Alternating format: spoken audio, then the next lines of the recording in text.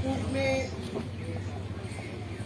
रहे हमारे सभी अध्यक्ष मनोज जी, विजेंद्र जी तथा अन्य सभी मेरे भाई बहन जो आज इस धरने में शामिल हुए हैं, सभी विधायकगण, आज जिस दर्द को लेकर हम यहाँ बैठे हैं, समय है कि वो दर्द दिल्ली की जनता को जिसने दिया, ऐसे व्यक्ति को सजा दिलवाने का काम भी हमारे ही जिम्मे है।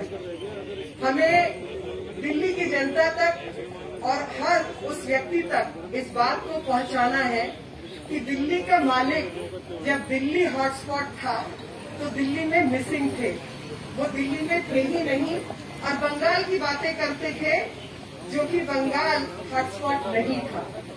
दिल्ली के मालिक कहते हैं कि मेरा गुनाह क्या है, गुनाह एक नहीं, गुनाह कई है।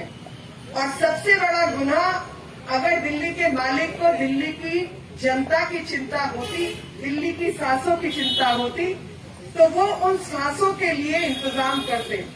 अगर दिल्ली के मालिक को दिल्ली की सांसों की चिंता थी तो लगातार केंद्र सरकार जब राज्यों को लिख रही थी कि आप ऑक्सीजन का बंदोबस्त कीजिए और ऑक्सीजन के प्लांट, पीएसए प्लांट्स आप अपने यहाँ लगवाइए, तो दिल्ली के मालिक मिसिंग इन एक्शन थे और दिल्ली में मात्र एक प्लांट, वो भी पीएम केयर्स फंड के माध्यम से लगाया गया, जबकि सीएम केयर फंड नाम की जो चीज दिल्ली के मालिक के पास थी, लेकिन उस पर कोई काम नहीं किया गया। और पीएम केयर से आए हुए पैसे के बावजूद उस पर भी पूरा काम इन्होंने नहीं किया। दिल्ली के मालिक को अगर दिल्ली की सांसों की चिंता थी तो ऑक्सीजन लाने और ले जाने का काम, जिन ऑक्सीजन क्रायोजेनिक कंटेनर्स में ऑक्सीजन को लाया ले जाया जाता है, उसकी व्यवस्था की जानी चाहिए थी, जो कि इन्होंने नहीं की।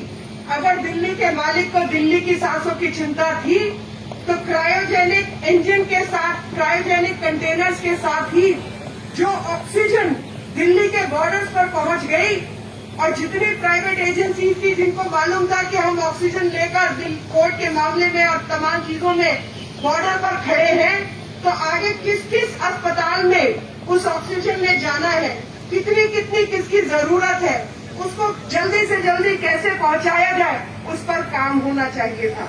अगर दिल्ली के मालिक को दिल्ली की चिंता थी तो इनकी पहचान वाले सो कॉल्ड दिल्ली के बिल्डर, उनके यहाँ से 7,000 ऑक्सीजन कॉन्सेंट्रेटर नहीं पकड़े जाते और जमाखोरी का केस नहीं बनता, क्योंकि दिल्ली में पैनिक क्रिएट करना इनका काम था और इनकी पहचान वाले लोग कालाबाजारी में जुड़े हुए थे। अगर दिल्ली के मालिक को दिल्ली की चिंता थी तो इनके एमएलए के घर से 700 सिलेंडर नहीं पकड़े जाते और दिल्ली के मालिक को अगर दिल्ली की सांसों की चिंता थी तो कोर्ट से लेकर मीडिया के बीच में लगातार झूठा बयान नहीं देते और अन्य राज्यों की ऑक्सीजन को अपनी तरफ डाइवर्ट नहीं करते। और जब 770 मैट्रिक टन हाई कोर्ट के ऑर्डर के मुताबिक दिल्ली को दी जानी शुरू की गई तो इनको ऑक्सीजन रखने की कोई व्यवस्था नहीं थी और उस ऑक्सीजन को वापस करना नहीं पड़ता। अगर दिल्ली के मालिक को दिल्ली की चिंता होती और साथ ही देश के अन्य राज्यों की, देशवासियों की चिंता होती तो ईमानदारी से अपना काम पूरा करते। दिल्ली में जो मौतें हुई हैं ऑक्सीजन की कमी के कारण, वो मौतें नहीं बल्कि एक षड्यंत्र के तहत की गई हत्या थी और इस पर सीधे तौर पर क्रिमिनल नेग्लिजेंस से लेकर मर्डर तक का केस बनता है अगर इसको सही तरीके से जांचा जाए। क्योंकि जिस तरीके का सरोकार इन्होंने दिल्ली की जनता के साथ रखा है उसमें कंटेम्प्ट ऑफ कोर्ट भी बनता है, क्योंकि इन्होंने हाई कोर्ट के अंदर झूठा एफिडेविट फाइल किया और अपनी जरूरत से ज्यादा ऑक्सीजन की मांग की। अगर झूठा एफिडेविट फाइल नहीं किया होता और इनकी बात को सच मानकर हाई कोर्ट कभी वो ऑर्डर नहीं करता। इन्होंने कोर्ट को गुमराह करने का अपराध किया है और दिल्ली की जनता के साथ, देश के साथ धोखा भी दिया है। ऑक्सीजन अगर दिल्ली पहुंच गई तो आप ऑक्सीजन को क्या सिर पे ढोते? आप ऑक्सीजन को क्या कट्टे में बंद करके ले जाते? ऑक्सीजन कैसे लेके जाते? क्या व्यवस्था की थी आपने? कोई व्यवस्था नहीं की और पूरी अव्यवस्था के लिए जिम्मेवार कोई और नहीं, दिल्ली का मुख्यमंत्री है। और सबसे बड़ा झूठ जो देश के साथ, दिल्ली के साथ बोलने वाले लोग दुनिया भर में हिंदुस्तान को, भारत को बदनाम करने के लिए भी जिम्मेवार है।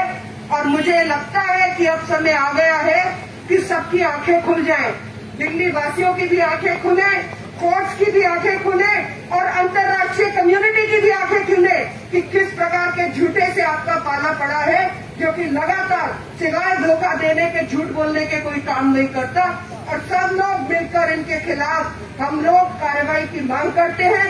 क्रिमिनल नेग्लिजेंस का केस दाखिल होना चाहिए, इस पर प्रॉपर कमीशन ऑफ इंक्वायरी भी बैठना चाहिए ताकि पता चले कि किस तरीके से शासन में आने के बाद देश को गुमराह और बदनाम करने का काम दिल्ली के मुख्यमंत्री ने किया है। इन्हीं शब्दों के साथ आप सबका बहुत बहुत आभार।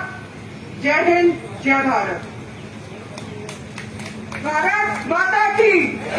अरे सब लोग हाथ ऊपर करके एक बार बोलो, भारत माता की, भारत माता की, भारत माता की। मीनाक्षी जी ने बहुत स्पष्ट शब्दों में बताया किस तरीके से दिल्ली को गुमराह करने का काम केजरीवाल उस समय करते रहे जब भारतीय जनता पार्टी के कार्यकर्ता सेवा ही संगठन को मिशन मानकर लोगों की सेवा कर रहे थे। इससे पहले कि मैं अगले जिलाध्यक्ष जी को बुलाऊं, एक बार सब लोग दोनों मुट्ठी बंद करके मेरे साथ मिलकर